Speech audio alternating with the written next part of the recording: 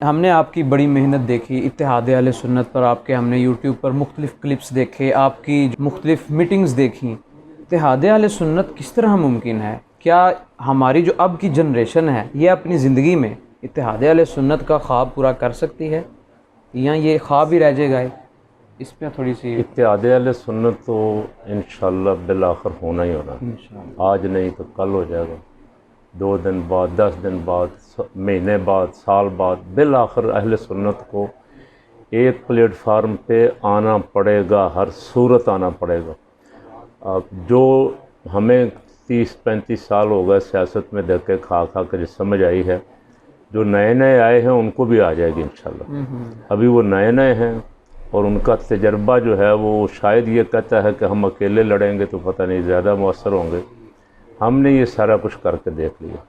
70 میں ہم بہت زیادہ ووٹ لے گئے لیکن سیٹیں ہم نے زیادہ ہاری، کوئی 1000 ووٹ سے، کوئی 500 ووٹ سے، اپنے انتظامی معاملات کی وجہ سے ہاری کہ ہمیں پتہ نہیں تھا الیکشن لڑنا کیسے، پولنگ اسٹیشن پہ کنٹرول کیسے کرنا ہے، عورتوں کے ووٹوں کی رکھوالی کیسے کرنے۔ یعنی کہ عوام تیار ہے پر آگے سے ووٹ بہت دیا لیکن آگے ہیرا پھیری، مینجمنٹ نہیں۔ ہیرا پھیری کرنے کے جن کو طریقے آتے تھے وہ الیکشن ہم سے لے گئے چھین کے۔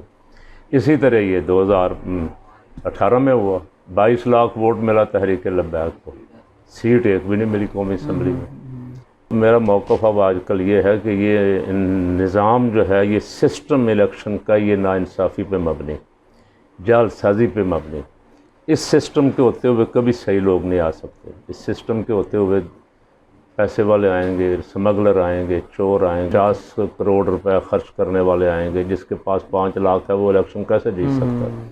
تو اس نظام کو بدلنے کے لیے میں نے بہت ساری جگہوں پہ آواز اٹھائی، کہا بھی ہے سب کو کہ اس کے لیے میدان میں نکلنا پڑے گا، انقلاب کے لیے۔ اس میں بیسکلی رکاوٹ کہاں پہ پھر آ رہی؟ کیونکہ عوام وہ بھی چاہتے ہیں کہ اتحاد ہو، ہم سب دیکھیں علماء کو اسمبلیوں میں بیٹھا ہے، رکاوٹ پھر کیوں ہے؟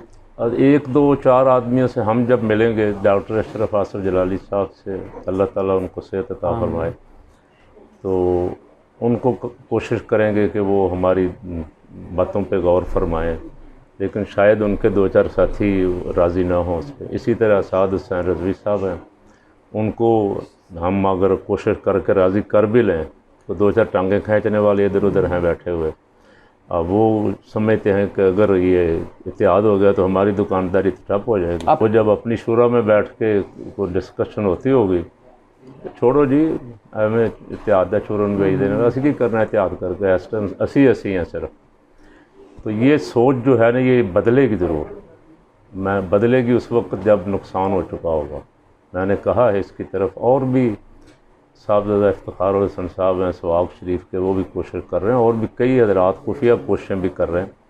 بدقسمتی سے جن دنوں ہم کوشش کر رہے تھے کہ یہ سیاسی دھڑے جو اکٹھے ہی تھے الگ الگ ہو گئے کسی وجہ سے، ان کو پھر دوبارہ اکٹھا کر دیا جائے، انہی دنوں یہ سیدوں کا جعلی گروپ میدان میں آ گیا ڈاکٹر صاحب کے خلاف۔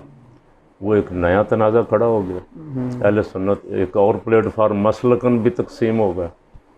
تو یہ تقسیم در تقسیم جو ہے نا یہ بھی رکاوٹ بن گئی اتحاد اہل سنت میں۔ آج کل ہماری کوششیں پھر ذرا تیز تھیں، درمیان میں ڈاکٹر صاحب کی بیماری آ گئی، اللہ کریم ان کو صحت دے۔ آمین۔ ویسے وہ بھی اوکے کر چکے ہیں، سعد رضوی صاحب بھی اتحاد کے لیے اوکے کر چکے ہیں، اور کچھ اکابرین بھی اوکے کر چکے ہیں۔ اب بس ان کو کسی دن کوشش کر کے بٹھانا ہے ایک پلیٹ فارم پہ اور اعلان کرنا ہے اہل سنت کے لیے کہ یہ اعلان ابھی الحمدللہ یہ اکٹھے ہو کے میدان میں نکلیں گے۔ ہماری خواہش تھی کہ کم از کم اتنا اتحاد ضرور ہو جائے کہ یہ سنی کینڈیڈیٹ ایک دوسرے کے مد مقابل کھڑے نہ ہوں، ایک کینڈیڈیٹ ہو ایک جماعت کا اور باقی ساری جماعتیں اس کے لیے سپورٹ کریں۔ اس پہ تو الحمدللہ تقریباً میں نے ہر جگہ آمادگی پائی۔